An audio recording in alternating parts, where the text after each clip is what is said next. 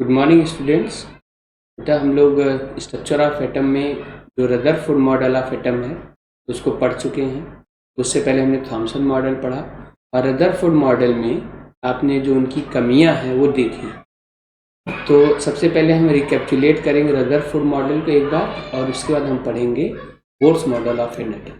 ठीक है, तो लेट्स स्टार्ट। तो बेटा रदरफोर्ड का जो मॉडल था तो उस मॉडल में रदरफोर्ड ने क्या कहा था कि जो आपका रदरफोर्ड मॉडल, तो रदरफोर्ड मॉडल में आपने देखा था कि उसमें है क्या कि जो आपका एटम है, ठीक है, वो क्या है, स्फेरिकल है जैसा आपके थॉमसन ने बताया था। और लेकिन वो पॉजिटिव चार्ज नहीं है, बल्कि उसके सेंटर में एक क्या है, पॉजिटिवली चार्ज स्फीयर है जिसको न्यूक्लियस कहा। और इस न्यूक्लियस में आपका पूरा पूरा positive charge, it means proton रहता है और इलेक्ट्रॉन जो है बेटा वो क्या है, इसके चारों ओर रिवॉल्व करते हैं इस तरह से। अब इनकी कमी क्या थी? इनकी कमी ये थी कि अगर इलेक्ट्रॉन किसी के चारों ओर क्या करेगा, रिवॉल्व करेगा, तो एक ऐसा स्टेज आएगा, एक ऐसा टाइम आएगा कि उसकी सारी एनर्जी क्या होगी, वेस्ट हो जाएगी और वो न्यूक्लियस में गिर जाएगा, या अब चूंकि एनर्जी वेस्ट होगी तो फिर वो मूव नहीं कर पाएगा। तो इलेक्ट्रॉन नहीं मूव कर रहा है तो आपका जो न्यूक्लियस है ना, जो आपका एटम है, उसका जो एग्जिस्टेंस है वो खतरे में है। उस पर एक सवाल निशान है कि एटम होता है कि नहीं होता। तो इस प्रॉब्लम की वजह से ये जो मैक्सवेल ने बताया था कि अगर कोई भी चार्ज पार्टिकल किसी भी चीज़ के चारों रिवॉल्व करेगी तो वो एनर्जी रेडिएट करेगी, और जब वो एनर्जी रेडिएट करेगी तो एनर्जी लॉस होगी। गेन के बारे में, एनर्जी कहाँ से मिलेगी, कैसे मिलेगी, रदरफोर्ड ने कुछ नहीं बताया था। तो ऐसे केस में हमारा जो एटम है ना, उसकी एग्जिस्टेंस पर ही, कि वो एग्जिस्ट करता है कि नहीं करता है, ये इस पर जो है ये क्वेश्चन आ गया कि भाई वेदर एटम एग्जिस्ट और not, because if atom is what your Rutherford is saying then it does not exist. तो इस प्रॉब्लम को ओवरकम करने के लिए बोर ने अपना मॉडल ऑफ एटम दिया। According to Bohr model of atom, जो आपका इलेक्ट्रॉन है, ठीक है, वो एटम के चारों ओर इस तरह से रिवॉल्व नहीं करता है, ठीक है, बल्कि वो एटम के चारों ओर, जो वो न्यूक्लियस के चारों ओर एक फिक्स्ड ऑर्बिट में रिवॉल्व करेगा। जैसे एक ऑर्बिट ये हो गया जिसमें इलेक्ट्रॉन रिवॉल्व करेगा, एक ऑर्बिट ये हो गया जिसमें इलेक्ट्रॉन रिवॉल्व करेगा। इस तरह से अलग अलग सेल्स, ऑर्बिट या सेल्स।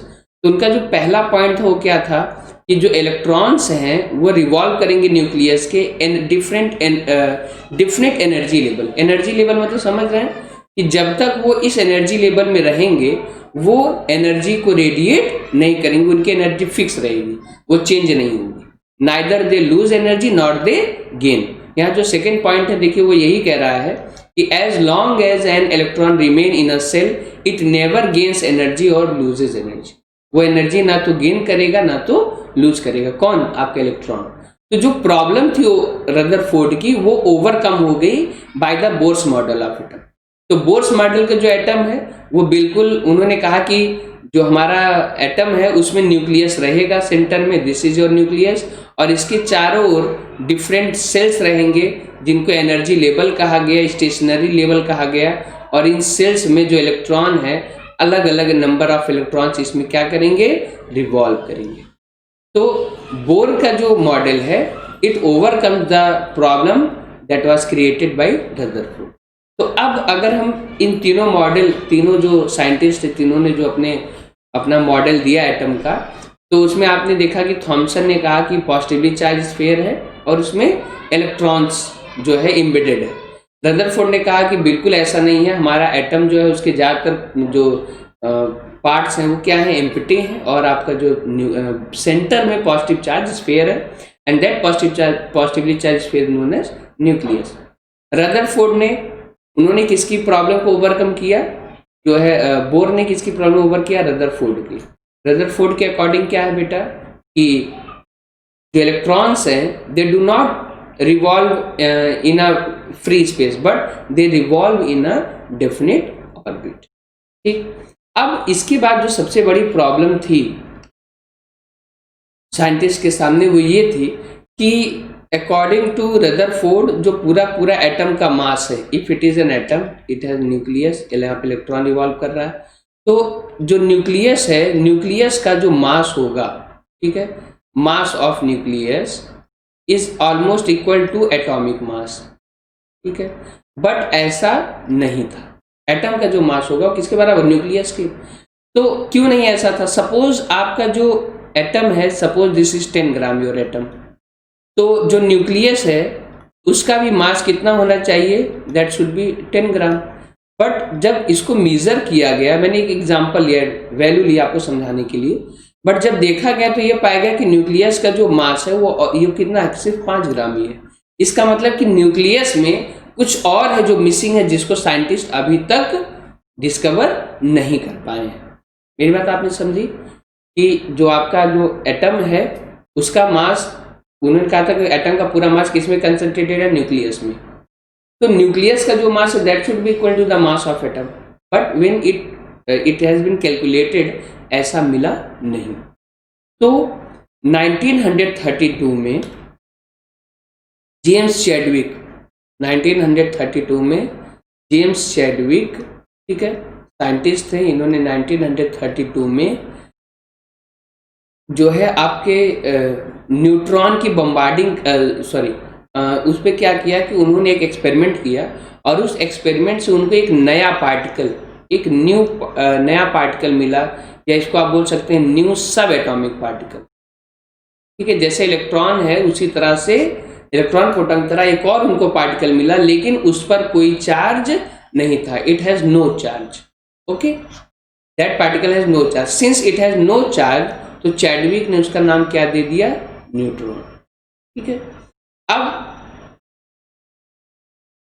अब ये न्यूट्रॉन रहेगा कहाँ, इसकी पोजीशन कहाँ होगी? तो हमने अभी अभी आपसे बात की कि जो न्यूक्लियस का जो मास है, ठीक है, अब न्यूक्लियस में आपका प्रोटॉन तो था, या उसी में क्या रहेगा, आपका न्यूट्रॉन भी रहेगा, और जो प्रोटॉन और न्यूट्रॉन का मास है that is almost equal to atomic mass, your mass of an atom. तो जो प्रॉब्लम थी कि जो है एटम का मास न्यूक्लियस का मास बराबर है, लेकिन पूरा क्यों नहीं हो रहा था, इसलिए क्योंकि साइंटिस्ट ने जो न्यूट्रॉन है उसके बारे में उनके पास जानकारी नहीं थी। तो जब न्यूट्रॉन मिल गया तो अब हमारा जो एटम है उसका स्ट्रक्चर कैसा है, हमारे एटम का स्ट्रक्चर क्या है बेटा, कि this is your atom suppose, and there we have nucleus, and in nucleus आपके पास 2 सब एटॉमिक पार्टिकल रहेंगे, न्यूट्रॉन और प्रोटॉन। और इलेक्ट्रॉन क्या है बेटा, in different orbits your electron will revolve. आपका जो इलेक्ट्रॉन है वो अलग अलग ऑर्बिट में इलेक्ट्रॉन इस न्यूक्लियस के चारों ओर क्या करेगा, रिवॉल्व, ठीक है। तो अब जो है हमारे पास जो तीनों सब एटॉमिक पार्टिकल्स है, इलेक्ट्रॉन, प्रोटॉन और न्यूट्रॉन, ये मिल चुके हैं। इलेक्ट्रॉन पर नेगेटिव चार्ज, प्रोटॉन पे पॉजिटिव चार्ज, न्यूट्रॉन पे नो चार्ज। इलेक्ट्रॉन को ई नेगेटिव से दिखाते हैं, प्रोटॉन को पी या पी पॉजिटिव से, न्यूट्रॉन को एन से, ठीक है, आपके न्यूट्रॉन को एन से दिखाते हैं, न्यूट्रॉन, ठीक है। तो अब हमारा एटम का जो स्ट्रक्चर है वो कैसा होगा, जो है आपके इलेक्ट्रॉन्स अलग अलग ऐसे आप 2-3 क्या बना दोगे, सब ये सेल्स बना दोगे, ऑर्बिट बोलते हैं, they are called known as orbit, ठीक है, या सेल इनको बोलते हैं, ठीक है। और इनको रिप्रेजेंट कैसे करते हैं, इनके लिए हम लोगों ने अल्फ़ाबेट्स के सिंबल लिए, जैसे पहला जो सेल है दैट इज के सेल, फिर second one L shell, third one M shell, fourth one N shell, या इनको आप फर्स्ट सेल, ठीक है, सेकेंड सेल, थर्ड सेल और फोर्थ सेल भी बोल सकते हैं, ठीक है। तो इस तरह से हमारा जो एटम है वो कंप्लीट। अगली वीडियो में हम लोग बात करेंगे जो है आपका जो बोर-बरी स्कीम है। अब इलेक्ट्रॉन्स अलग अलग सेल में है, लेकिन किस सेल में कितने इलेक्ट्रॉन रहेंगे इसको भी डिसाइड किया गया है, और ये जो पूरा इलेक्ट्रॉन का डिस्ट्रीब्यूशन है अलग अलग सेल में, that is known as electronic configuration. और ये इलेक्ट्रॉनिक कन्फिग्रेशन किससे होता है, बोर-बरी स्कीम से। तो हम अगले वीडियो में बोर-बरी स्कीम के बारे में पढ़ेंगे, और बोर ने किस तरह, बोर और बरी 2 अलग अलग साइंटिस्ट, किस तरह से उन्होंने इलेक्ट्रॉन को डिस्ट्रीब्यूट किया। तब तक आप जो कोविड-19 में जो गवर्नमेंट की गाइडलाइन है, जो स्कूल से आपको गाइडलाइन मिल रही है, उसको फॉलो करिए।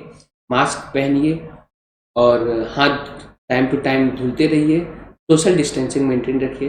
That's all, thank you.